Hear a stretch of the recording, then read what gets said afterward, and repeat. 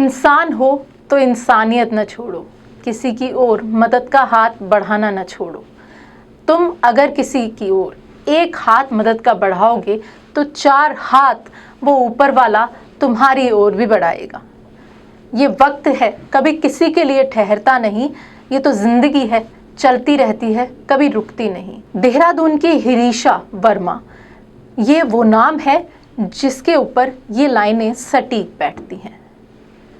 कहते हैं कि किसी की मदद करने के लिए आपको सिर्फ हिम्मत की ज़रूरत होती है, किसी बड़े सपोर्ट सिस्टम की ज़रूरत नहीं होती।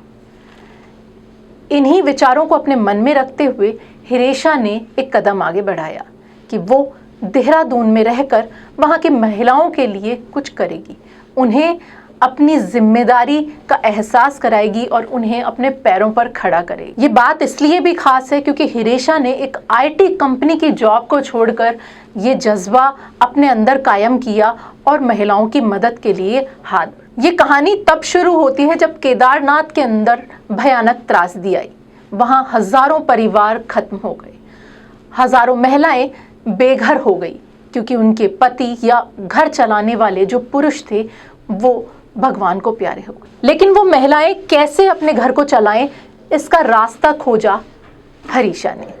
हिरीशा ने सिर्फ मशरूम उगाकर एक कदम बढ़ाया और उन महिलाओं के लिए एक रास्ता खड़ा किया कि वो भी अपने घरों को अपने बलबूते पर चला सकती हैं, अपने पैरों पर खड़ी हो सकती हैं। हिरीशा वो महिला है जिसने देश ही नहीं विदेश में भी अपना नाम कमाया। सिर्फ 2000 रुपए से बिजनेस शुरू कर उसने 5000, फिर 50,000 और फिर लाखों तक की कमाई का सफर तय किया।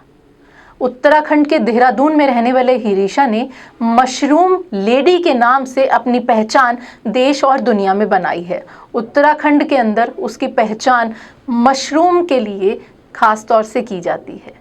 मशकान अंतर्राष्ट्रीय मशरूम फेस्टिवल के अंदर भी हिरीशा ने अपनी जो सक्सेस है उसका फॉर्मूला बताया, वहाँ उनका सम्मान भी हुआ। तब उन्होंने 2000 रुपए की एक छोटी सी लागत से एक कमरे के अंदर मशरूम की खेती करना शुरू किया। ये मशरूम की खेती जब उन्हें 500 बैग के रूप में तैयार हुई तो उन्होंने उसे बेचा और उसके बाद एक एसी प्लांट बनाया।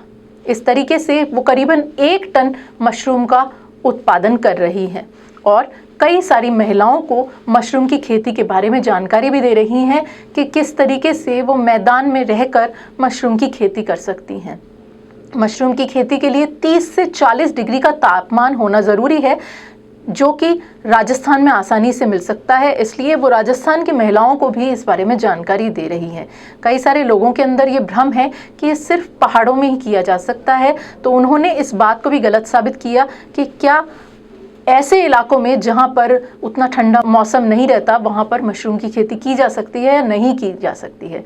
मशरूम इसलिए भी खास माना जाता है क्योंकि वो एक बहुत अच्छी एंटीबैक्टीरियल दवाई के रूप में और इम्यूनिटी बूस्टर के रूप में काम में लिया जाता है। कई सारी दवाइयों के अंदर उसका यूज़ होता है, वहीं वो विटामिन का भी बहुत अच्छा सोर्स माना जाता है। तो हिरीशा की इस जज्बे को सलाम और हिरीशा की इस कदम को सलाम कि उन महिलाओं को अपने पैरों पर खड़ा करने के लिए उन्होंने ये कदम उठाया। मॉर्निंग न्यूज़ इंडिया के साथ यूं ही बने रहिए और देखते रहिए हमारी न्यूज़।